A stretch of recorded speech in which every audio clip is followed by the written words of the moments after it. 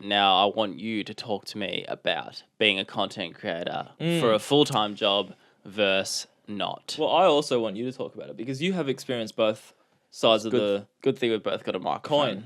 Both sides of the coin you have. So, yes, you see a lot of things online about content creators in general, and then they compare 9 to 5 job, as in you have another job, and then you want to do the content creation outside of that. So you call it your 5 to 9 before your 9 to 5, or vice versa, like whether you're a morning or afternoon person, or you do it both. It's basically fitting it in between your full-time job. Actually, don't advise starting work at 5 a.m. Okay, well, you can do it if you want. Maybe you go to bed at 8 and get a good quality sleep. So it's that versus maybe leaving your full-time job and just doing the 9 to 5, like doing your content creation as your 9 to 5, as your full-time thing, nothing else, no distractions. I just think it's an interesting chat because I feel like every content creator is probably in that situation, like whether maybe you're starting out and you're like, how can I make this full-time? Or maybe you're happy doing it as a side hobby. Like maybe it really depends on your situation. But I also think it's easy to get influenced by what you see online because the amount of like, especially threads, the amount of, I go on threads a lot. I do enjoy it, but the amount of like threads that you see that are just like, it's almost like promoting working for yourself and going that entrepreneur outlet. But there's the first thing that comes to my mind if you do that is like the financial stuff. And this is why I wanted to talk to you about it because like when you did this whole thing about like, hey, I'm going to make 2 times creative my full time, I'm going freelance full time. And it was really cool. But then we both chatted. It's like you have to almost expect that the financial situation is not going to be steady until maybe 1-2 years in, 3, 4 years. I don't know. Like it's going to take some time, and you were fully aware of that. And I think you've embraced it. Yeah. I think you have to embrace it to start it. Yeah. So that's the first thing that comes to my mind. But I guess how was that?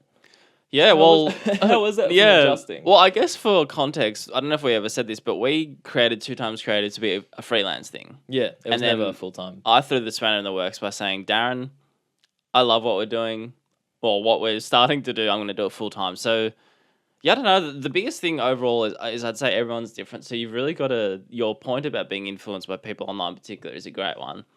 You've got to take your time to actually think about what you want to do. Don't just feel like you should quit your job and do your own thing full time because that's what you see online and that's what everybody's doing. Because literally everybody's doing it. Like there's so many people doing it. But in terms of me, I was fully aware of the grind that it would be, and it's definitely not easy. But in a weird way, it's what I wanted. So I knew that it wasn't going to be easy. I knew it was going to be a grind, but from totally a personal development side of things, that's where my motivation for it came from. I'm so glad I did it, and I am embracing just the first. I mean, it's still the first year, so yeah, true. Embracing it, being a grind, and learning as I go. So, as an overview, I think that answers it. It does. No, it's just interesting. It's fascinating what whoever's gone through this themselves. It's probably fascinating to talk to them individually. That's not what this podcast is about, but I'm sure you can find stuff online. But sorry, do you have anything to add? Well, I was going to say you. That's when the touch strategy can. Well, I don't think it's. Yeah. What if we just keep tagging? And then I know you're like coming in, inserting yourself into the conversation. I think that's actually what they do when it's not a visual thing. But the problem we've got is a visual thing. Put your hand up. But anyway, you've experienced the other. Because you do experience both sides of it too. I know you said you want to talk to me about it, but you have your 9 to 5, and then because you're a psycho in your own right, you start a new workaholic baby. You start a new passion or side brand every second week doing your own. No. Speaking Darren, of, I want to. What I'm joking about it, but Darren is very good and. Well, not very bad, but it's like the same thing because Darren's great at having an idea and he will not say no until he's tried it. And trust me, I've tried saying no to him in terms of my opinion on what's right for him. But Darren, you will just do it no matter what. I think that's actually a great trait. But my point to this is you've done both. So what have you found? I assume you've had the thought run through, could you just do your own thing full time? But you obviously still love the 9 to 5. Why? The security? Like what? I don't know. Yeah, I think it's a good point, and the idea stuff. I think it's a funny thing. Like it is a strength, I think, to just dive into something and try it. But as you're quick to remind me, which is good, it's just like, where do you want to spend your time? What are your actual priorities? Like, do you want to be running 3 podcasts, or do you want to spend more time with your wife? 7 podcasts. Or spend more time with your family, or spend more time doing nothing? Yeah. Like it's that type of questions. But yeah, I mean, it's that's why it's hard. Like if someone's in a position where they have a 9 to 5 and they don't like it, it's probably easier to be like, okay, I'm going to do this content creation stuff on the side and just sort of work my way up to that financial ability. But then there's people like me. I still love my job, and like I still want to do both. Yeah. And then you obviously can't do both. And there's times I'm just like, hey, I want to help you more, but I'm like, I don't know, I'm tired. I'm just gonna watch Netflix or something. But no, it's a great conversation, and it's a great thought process for anyone that's thinking about that stuff. Why don't we try to help those people with pros and cons of both? So we can go pros. So pros. For the 9 to 5 for the full time. Yeah. Go 9 to 5 first. Yeah. So I think so. You hit us first. I'm leading this segment. Sorry. No, I'm kidding. Pros definitely like that financial security. Yep. You know what you're getting. You know what that contract says. You have that stability, and that makes you feel good. Simple as that. Consistency. More pros. Consistency. Yeah, exactly. You have somewhere to show up to every single day that you're like, I'm doing this. I'm working with this group of people. It's like, it's known. It's not the unknown. Yeah, good point. And one thing that I'd like to add is connection with your team members. Yes, I think your colleagues. Yes, no, true. You won't feel as lonely on that journey, I think.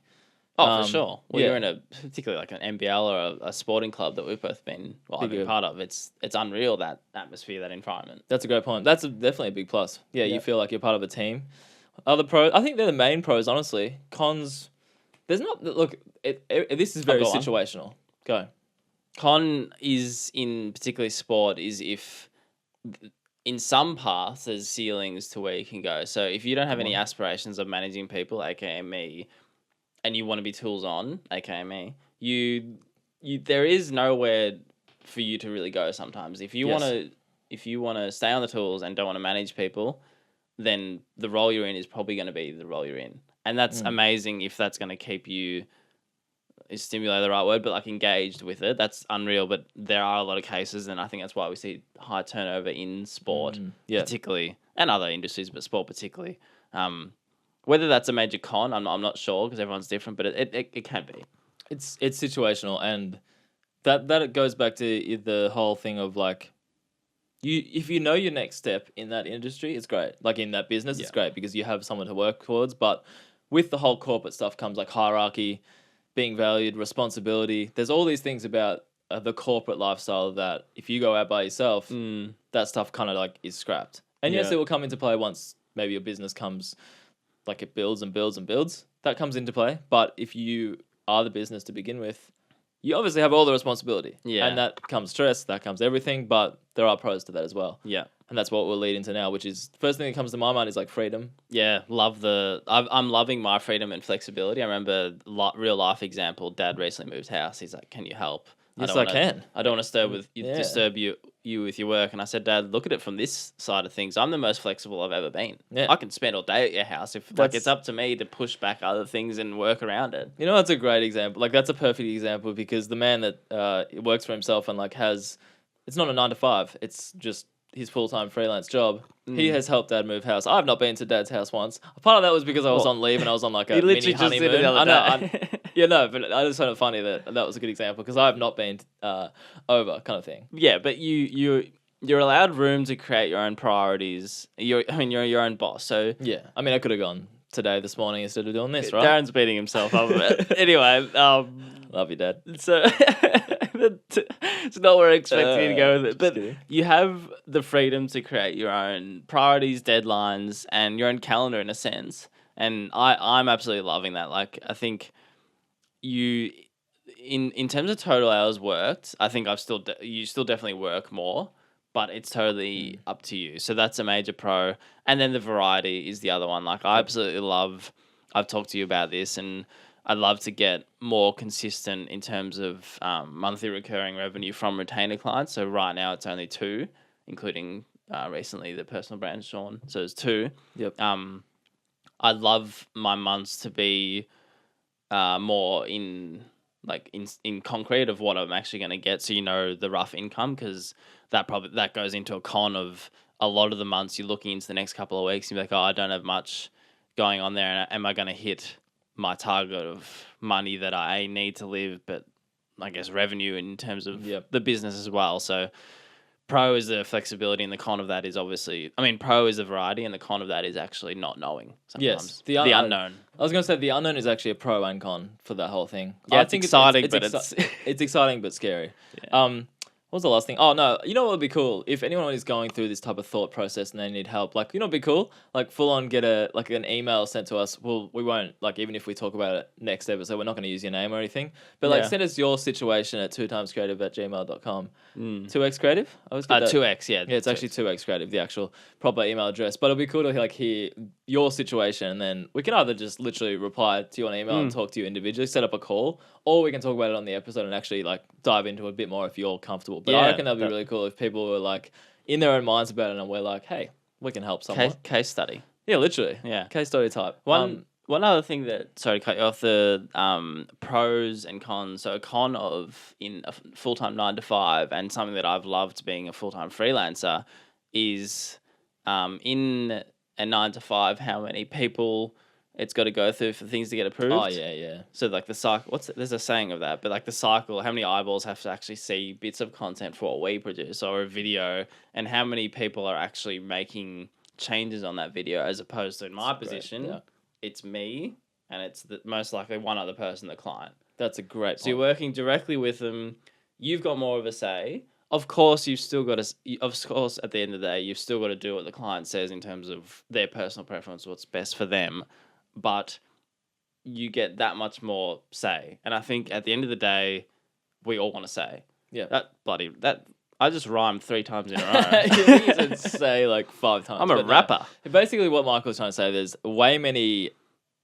Yeah, there's. Hang on, no. Let me say. I think I delivered it well. It just rhymed. It sounded good. No, it was a compliment. I was trying to say there's way too many. There's not too many. There's way many. How do you say that? There's far more people. Oh, sorry. There's far more chefs in the kitchen in the corporate world versus in the freelance world, and that is a good saying. That is a good way to leave that one. Don't you reckon? Are there any others? Because I love this talking point. So we've covered pros and cons of both. We've covered the processes. I think it's a great discussion, and again, don't be influenced by other people. You've got to take your time to figure out what was actually best for you. Don't, and that's applies to both things, both worlds. If you want to leave the 9 to 5 or go into the 9 to 5, it's all up to you. Like, don't listen to others just because your best friend did that. To be honest as well, if you're not sure, this might not be the best advice, but just try it. You can always go.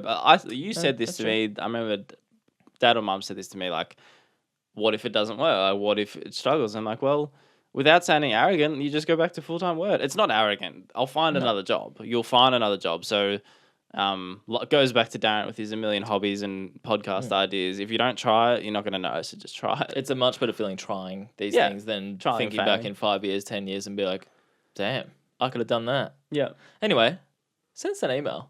Send us an email. Case study. We'll bring you in. We'll set up a seat and we'll case study. You're welcome to my home and we can do it in real life. But probably not.